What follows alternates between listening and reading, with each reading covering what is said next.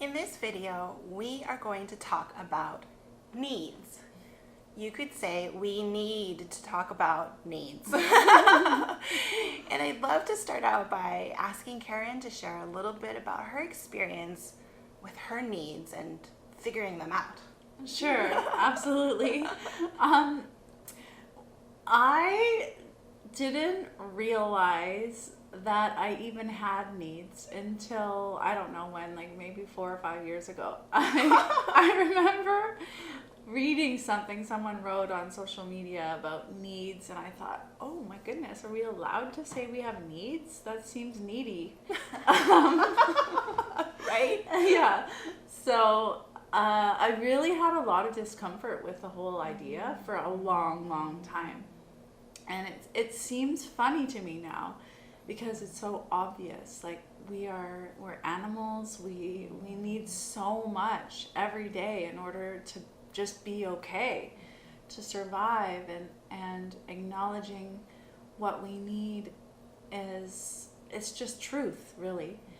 And I also look at it from a standpoint of, because I like to view the world through the lens of people's unique genius, right? So, me as a highly sensitive person, I have different needs than another person who's maybe less sensitive.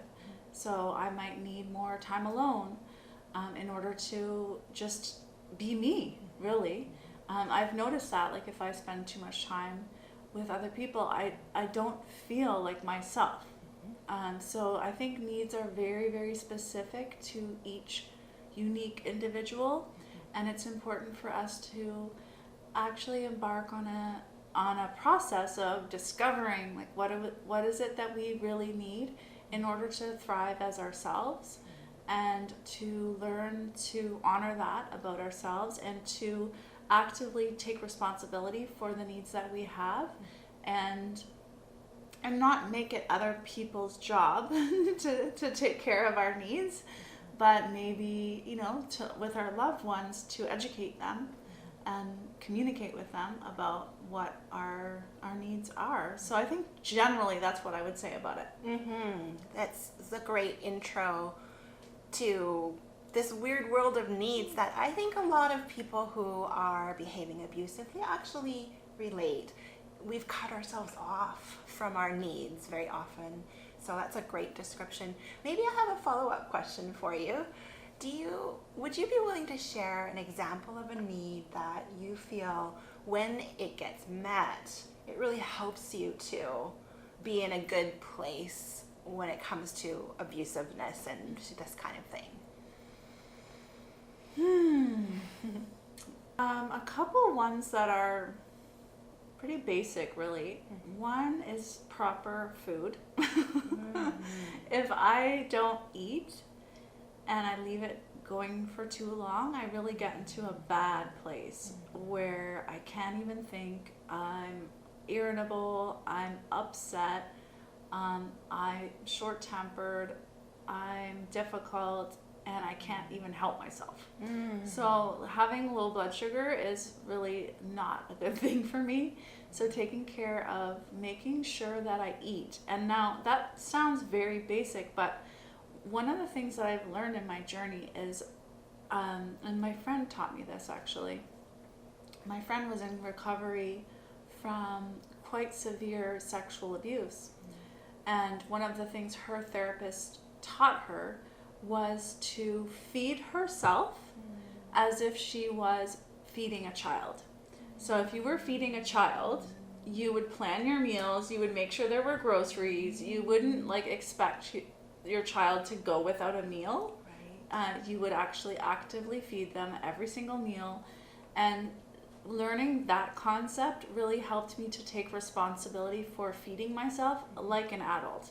Like, make sure I have the supplies, know what I'm going to eat, make sure I eat, don't let myself get too far, just like you would with a child. So I think that one has been a big thing, because before, when I used to neglect my own needs, and this is, I think, something really important to realize. If you grew up in an environment of neglect, where your needs weren't really catered to, and your parents or your caregivers were not really attuned to your needs, you're going to be accustomed to neglecting your own needs. It's going to be normal to you to neglect your own needs. I see people out in the world often where I can tell they are neglectful of themselves, and they're probably neglectful just simply because they were neglected. So learning to feed myself properly was a simple one. And I'll share one more, which is just making sure that I exercise adequately and get myself moving. Because if I don't move and I spend all day, say, on the computer or sedentary, I'm cranky and I'm not nice to be around. Yeah. Unless I'm sick, and then in which case I can lie around all day. But it's good to make sure I take care of that need for physical activity. Those are so good, and they really speak to one of the prior videos where I discussed the emotional pH. Like, if you feel your emotions are becoming that acidic, intense feeling, then feeding yourself and moving your body is going to be the kind of stuff that we take down. And so I love the way we're discussing this, because it feels like we're conveying that this is an exploration. You get to figure it out. If you don't know what your needs are, you are not alone. There are so many people who have, what are needs? So let it be an experiment. When you're feeling a certain way, does doing X, for me, having beauty around, Yes, me too. yeah, Such a need. It just softens my whole emotional pH. I exhale, my body feels softer. It's a need. So visual beauty, like having flowers or, looking out at nature, whatever it is one of my needs. And another one of my needs is actually, it's a combination between physical touch and a feeling of belonging. So cuddling is wonderful, but I have found that when I can meet my own need for that sense of belonging, as if I'm in a cuddle, is to lie up with my back against something like a wall or a little wall, like a fort of pillows, and press up against it, and sometimes even like a heavier blanket, and then just really cuddle up in that. If I do that and really allow myself to feel the embrace of the weight of those things around me, there's something that really lowers my emotional pH. So you can see there's so many different types of needs that you can explore. And now you've heard a few examples from us. It's your turn. Let's go over a few of the different kinds of needs, maybe a few more examples. I like to think of very small ones, because sometimes people will say, the need I have is so big, like, I wish my need is for my childhood to have been good. Oops. Too bad. Darn. Kind of can't help with that, but there are ways to break it down, right? So little things. What's like an example of a little glass of water? Yeah, I mean, I love tea. I drink so much tea. It's an important aspect of my life. Yes, it's essential. Breath is one that sort of, I want to say, it's a little bit trickier, kind of like, well, I'm always breathing, so yes, I need to breathe, but conscious breath, right? I have learned that, like, breathing in twice, like inhaling in 2 parts and then an exhale, kind of mimicking a sigh, is a really nice way of getting your need for breath. So something like twice in and then out, that mimics a sigh, and it feels really yummy, actually. Can I do another one?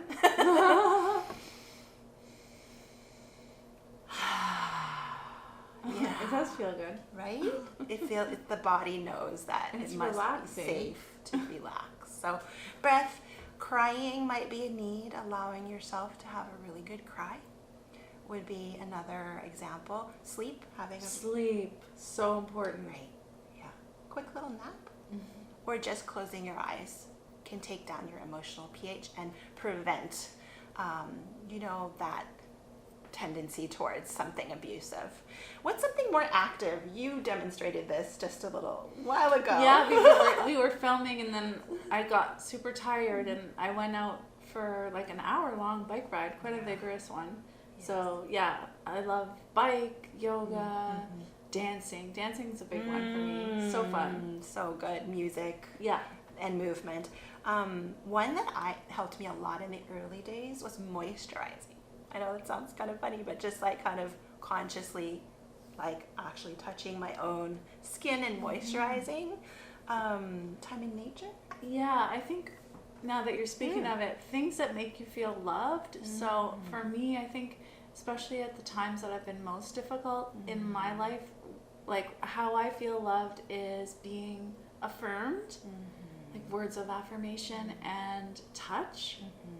So like making dates with friends where we can talk and share, and also having massages or massaging myself, or just giving myself hugs and touch, like snuggling myself in bed, that kind of thing. Totally. Yes. Or like if I have someone in my life, asking them for a massage or a hug. Yes. I do that often. I ask people for hugs. I'll say, can I have a hug, please? Yep. That's a perfect example of then once you know the need, then you can ask for it. Yes. And oftentimes people like to give you what you need. Yes. And maybe they're actually getting a need met also, because we all crave and need connection and belonging. And so maybe something in these examples would be a great place for you to start, even if you don't feel like it. Okay? Like a glass of water, you don't need to feel like it, and it doesn't need to be like, I know if I have a glass of water, I'm going to feel less abusive. You don't have to have that in your head before doing that. Experiment, play, and the final category is really like getting your needs met with other people. So I'm happy that we gave a bunch that are not with other people, so you don't have to depend on someone else. But if you're able to have a nice, lovely conversation, like Karen just said, that can really satisfy a need to be connected. And you may not realize, but a sense of connection can really go a long way towards preventing abusive behavior. I would also like to add on that one of the revelations I had around needs was letting it be okay to ask for my needs to be met by someone else, and to open to receive from other people. So even just a simple example is a while back I needed a bike rack to transport a bike, and it was only a one-time thing where I needed to transport a bike from A to B, and I didn't really want to buy a bike rack. So because I have developed an ease around receiving and having my needs met, I was able to just post on a Facebook group and say, does anyone have a bike rack lying around that they no longer want and that I could have? I need one. And I had many offers. And so I was able to get a bike rack for free. And I think that's just, if you have any discomfort around the idea of showing that you have a need and asking for it to be met, then definitely I would encourage you to experiment and allow yourself to make some requests. Love, love, love it. That's the perfect exercise to leave you with. This is about capacity building. So try what feels like a little bit of a stretch, including asking and receiving. Nice. Yeah.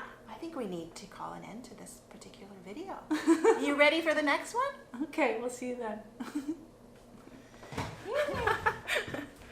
We're kind of funny.